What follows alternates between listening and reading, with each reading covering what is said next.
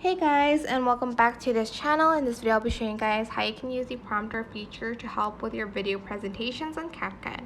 Select expand and select prompter, and here is where you can change the text. Press the pencil button and just type in whatever you want. You can also copy and paste it. There's a maximum of 5,000 characters though. Press done. And to edit like the color and the size, you can just go to the gear icon here. You can adjust the speed here. If you want it to be super slow or super fast, you can also adjust the font if you want it small or like bigger, and you can also change the color of your text here.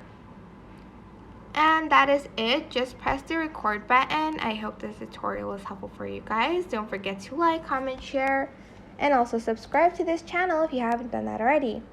If you have any questions, just leave it in the comment section down below and I will try my best to answer them all for you guys. And if you found this video helpful, please click the thanks button above the description box down below. Thank you so much for watching. Bye!